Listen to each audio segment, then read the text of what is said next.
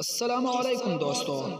ایک بادشاہ کسی طائف پر عاشق ہو گیا اور اسے شادی کر لیا۔ طائف بہت خوبصورت تھی۔ بادشاہ کی یہ کوشش تھی کہ یہ غلط کام چھڑوا کر ایس نے نیکی کی ہے، مگر جو دن گزرتا گیا وہ بیمار ہوتی گئی۔ ایس کی خوبصورت گلاب جیسے کال پیلے پڑنے لگے۔ بادشاہ نے پورے ملک سے طبیب منگوانے اور انہیں اپنا سارا ہنر آزمانے کے لیے پیغام بھیج دیا۔ کوئی دوا نہ چھوڑی، مگر وہ دن بہ دن بیمار ہوتی گئی۔ بادشاہ کو سمجھ نہیں آ رہی تھی کہ دنیا کی ہر نعمت ایس کو میسر ہے، مگر یہ بیماری ہوتی جاتی ہے۔ یہ بات پوری ملک میں پھیل گئی۔ رعایا چونکہ اپنے بادشاہ سے بہت محبت کرتے تھے، ایسی وجہ سے ملکہ بھی ان کو اپنی جان سے پیاری تھی۔ سب لوگ دل سے اس کی عزت کرتے، مگر ملکہ تھی کہ سو کر کھانٹے ہوئے جاری ہی تھی۔ آخر ایسی ملک میں ایک لوہار کا بیٹا بادشاہ کے پاس آیا اور اسے کہا، اگر اجازت دے تو میں ملکہ کا علاج کر سکتا ہوں، مگر میں جو پوچھو آپ کو سچ بتانا ہوگا۔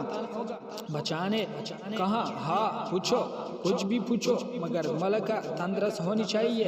لوہار نے کہا، آپ خاطر جمع رکھے، بس یہ بتائے کہ ملکہ کو آپ کہیں سے لائے ہوئے ہیں، یہ کون ہے، کس کی بیٹی ہے، کیا کوئی شہزادی ہے؟ بادشاہ نے کہا، نہیں، یہ ایک طائف تھی، ایس کی خوبصورتی پر مر مرتا تھا۔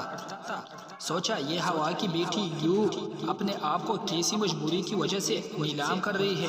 میں ایس کو ایس گندگی سے نکال کر ایس کو عزت دار مرتبہ پر فائز کروں گا۔ اس لیے ایسے شادی کی، دنیا کی ہر آسائش دی، مگر پتہ نہیں کہ ایس کی نظر لگ گئی کہ یہ بیماری سے بیمار ہوتی جا رہی ہے۔ لوہار نے کہا، اگر جان کی امن پاؤں تو اس کا علاج ہے میرے پاس۔ بادشاہ نے کہا، کچھ بھی کرو مگر اس کی جان بچا لو۔ لوہار نے کہا، ایسے دوبارہ اسی بازار چھوڑ کر آئے جہاں سے یہ آئی ہے۔ بادشاہ پہلے تو نہ مانتا، مگر اس کی زندگی کی خطرے کو اس کو وہی بھیج دیا۔ ایک مہینے بڑی مشکل سے گزارا۔